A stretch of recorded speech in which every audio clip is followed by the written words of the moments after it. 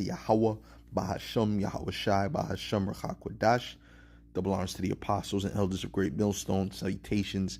Much love and respect to you, Akim, out there pushing this word out in truth and sincerity. This lesson is going to be entitled, The Heavenly Father, Yahweh, did not create the world with his own hands. And it's going to be a fairly quick lesson. If the Lord, allows it. If he tells me to go longer, I'll go longer. But the world was not created by Yahweh himself, okay, but by YAHAWASHai and the angels. YAHAWASHai being the name of the only begotten Son, who the world ignorantly calls Jesus Christ. He created the world, okay, along with the angels, okay. And I'm going to go into it. Genesis, the first chapter, which we recently did a breakdown on Genesis, the first chapter, and the second chapter, and the third chapter. Right? But I'm going to go into this part again. It says, Genesis 1:1, it says, in the beginning, the Most High created the heaven and the earth. Right? Now let's look up this word where it says God or Most High, because that's not really what is supposed to be said. It says Elohim. Okay? They pronounce Elohim. That's not the correct pronunciation. The ancient Hebrew would be Elohim. Right? Now, Allah means God. Allah means God, singular. Elohim means God's plural. Okay? So what does the word gods mean? It means judges, rulers, divine ones, angels, gods. Okay? Because the angels are also gods, meaning they're powers, they're judges. And you also have us on the earth who are actual gods on the earth, the Israelite men. Okay? Who are judges. Okay? And I can prove that to you in the scriptures, right? Psalms 82, right? And this is one of the things that the Lord cut them with because they didn't understand this, right?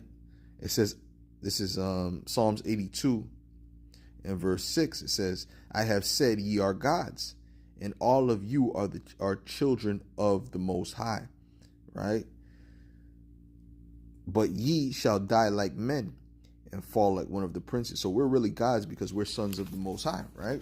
What does the word Israel mean? It means, it breaks down to Yashar Allah in the Hebrew, which means he is a prince of God, okay? Or he is a son of God. He is a prince of God. It translates directly to he, prince God, right? But, what is a prince? A prince is the son of a king. So if we're sons of the Most High, then that would make us miniature gods. And that's what we are. We're miniature gods on the earth. And the angels are also miniature gods under the Most High. Okay? So when it says plural,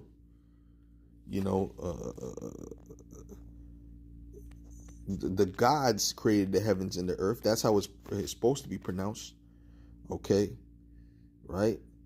It says, I'm going to read that again. It says, in the beginning, the gods created the heavens and the earth. Now, what gods? That's the Lord YAHAWASHai along with the angels.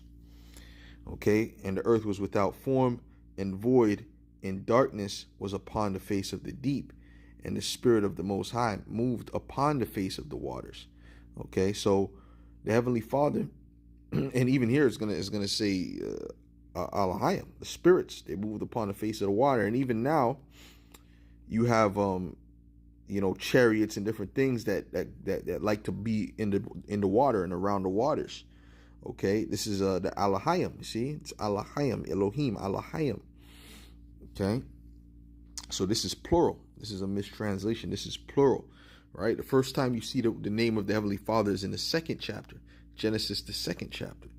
You'll see the Heavenly Father's name where it says Lord in all caps. That's the Heavenly Father's name right here.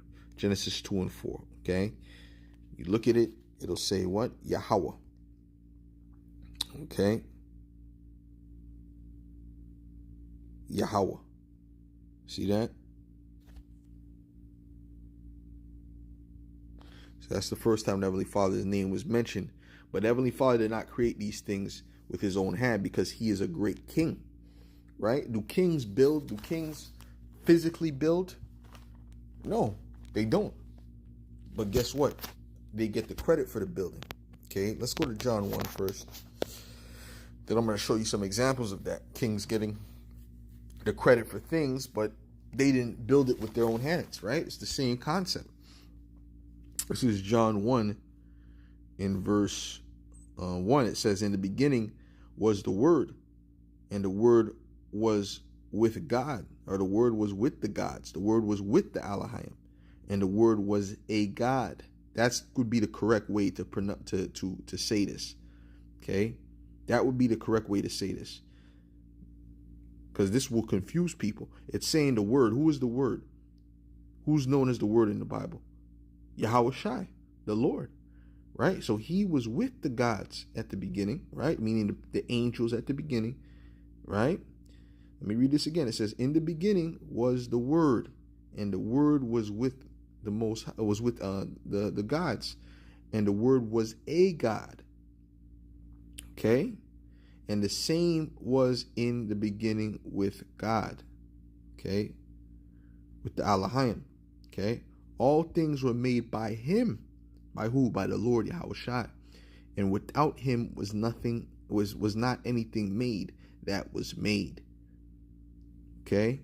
So right there it's showing you that YAHAWAH created everything along with the angels.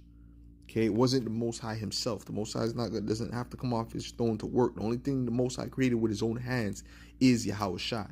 That's why he's known as the only begotten Son, the firstborn of every creature, of every creation. That includes the earth, that includes the stars, that includes the moon, that includes everything. He's the firstborn of every creature. Okay.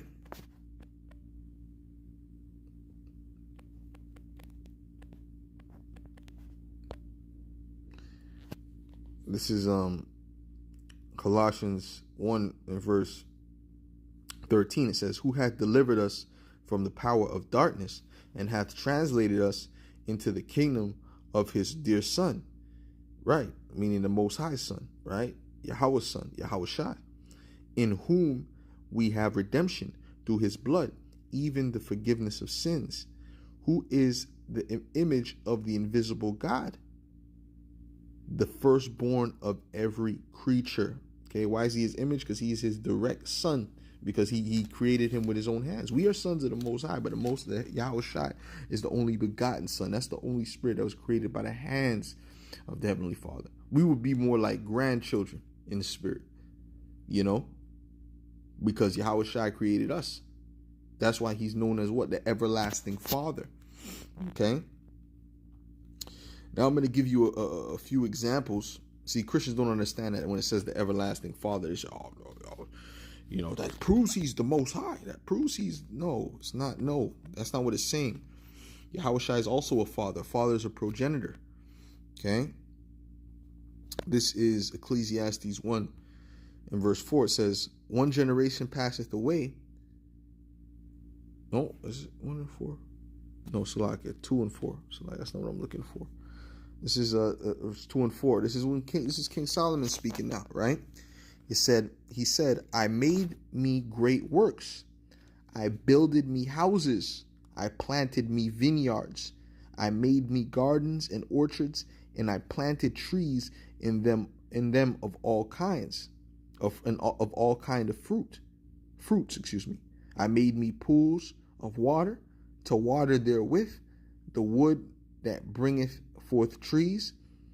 Right? So did King Solomon do these things with his own hands? Do you think King Solomon was out there building as a king? He was out there planting as a king? No, he wasn't doing this by himself. There was people that were under him. There were servants that were under him that were doing these works for him. But he got the credit, right? They say when he was gone, he said, King Solomon built this. King Solomon built the temple. Even the Most High said, King Solomon is going to build a temple for me. But King Solomon didn't build it with his own hands. King Solomon had builders to build it.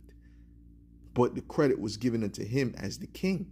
You see, when you're in a position of rulership and authority, the credit goes to you, but also the blame goes to you. You see? So all that responsibility is upon you, right?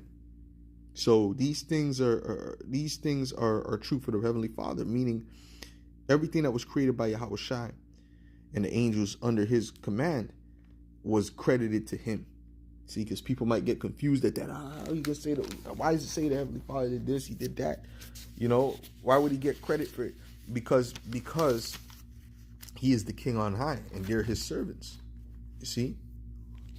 Just like we're his servants. Let's go to Judith 1 in verse 1. It says, in the 12th year of the reign of Nebuchadnezzar, who reigned in Nineveh, the great city, in the days of Arphaxad, which reigned over the Medes in Ecbatan, and built in Ecbatan walls round about of stones hewn 3 cubits broad and 6 cubits long. You see, so Nebuchadnezzar is getting credit for hewing these stones, for building this and that, building these walls